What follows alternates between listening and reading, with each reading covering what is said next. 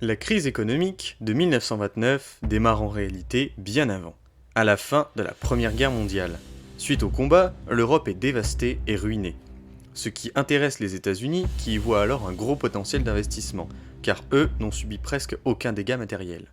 Les banques américaines investissent alors dans la reconstruction de l'Europe. En 1919, les États-Unis ressortent financièrement gagnants de la guerre, l'État prospère et rentre dans la période des années folles. Les Américains sont heureux, ils produisent et vendent en masse. Les coûts de fabrication sont au plus bas, ce qui accroît la production des usines.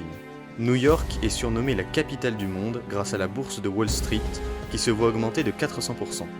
Les salariés sont hautement rémunérés et le chômage ne dépasse pas les 6%.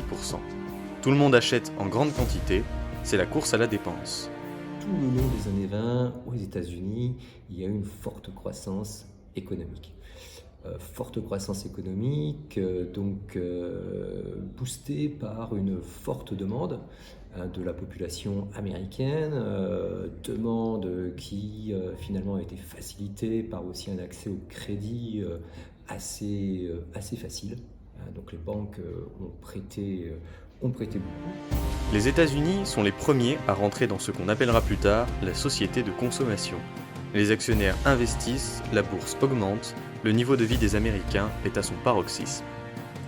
Mais tout s'arrête le 24 octobre, jour appelé le jeudi noir. La bourse s'écroule et tout le monde vend des actions de peur de perdre de l'argent. Les États-Unis ont vécu une situation de croissance extrêmement favorable pour leur économie et cela a beaucoup profité à un certain nombre d'Américains qui ont décidé d'investir dans la bourse. Le problème, c'est que la plupart des actions en bourse sont achetées à crédit et que les 4/5 en réalité de ces actions en bourse sont achetées à crédit. Donc il suffit d'un rien, et en l'occurrence ce rien c'est une bulle qui éclate ce jour du jeudi noir pour que la bourse perde une somme significative, c'est-à-dire 10% de la valeur du marché. Le président des États-Unis, Hoover, tente de calmer la population en disant que tout va s'arranger. Mais très vite, les Américains comprennent que leurs peurs sont fondées.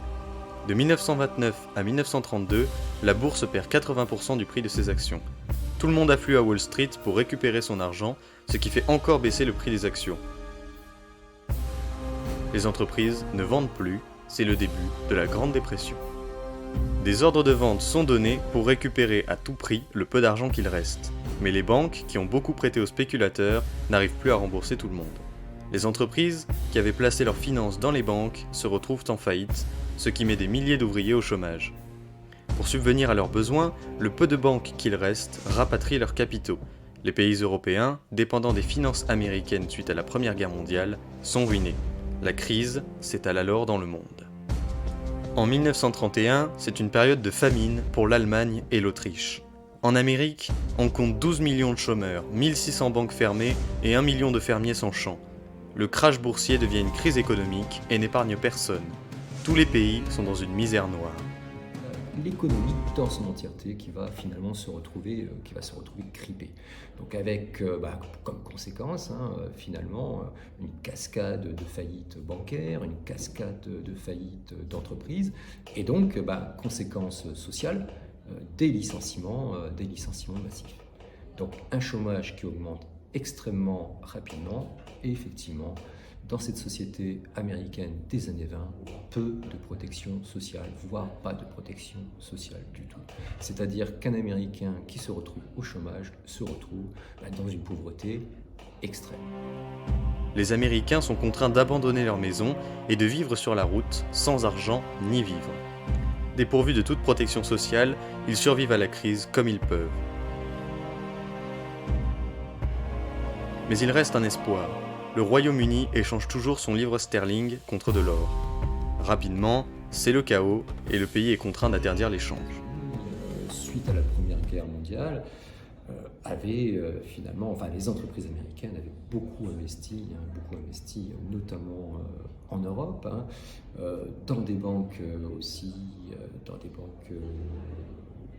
en Europe, notamment en Allemagne.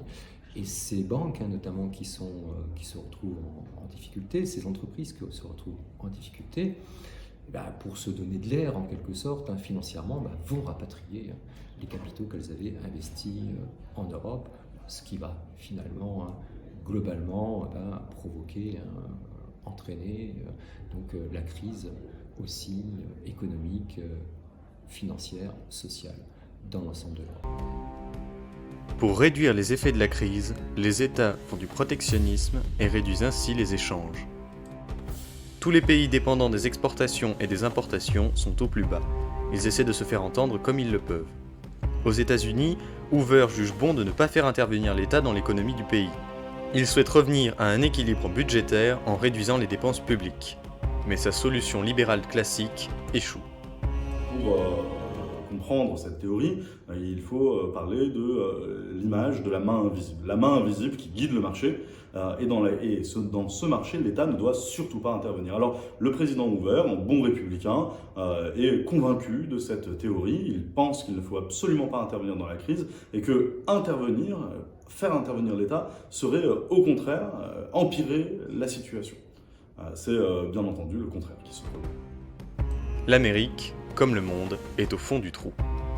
Pourtant, un nouvel espoir renaît. C'est l'apparition du 32e président de la République américaine, Roosevelt, qui entend bien changer les choses. On a entendu le besoin de changement qui s'exprime après les 3 années d'immobilisme de l'administration républicaine dans les suites de la crise de 1929.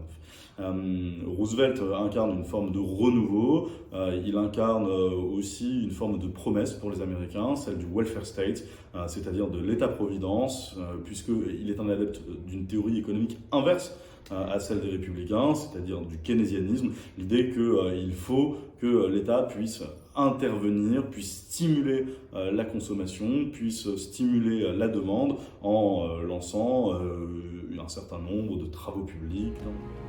Il lance sa politique du New Deal en établissant de nouvelles lois du monde du travail.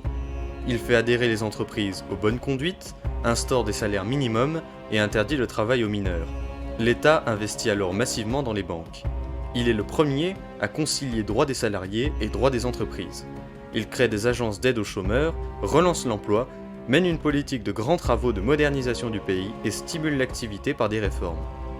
Le peuple américain reprend confiance en son gouvernement. Très critiqué par la gauche comme la droite, il n'affirme pourtant pas de position politique.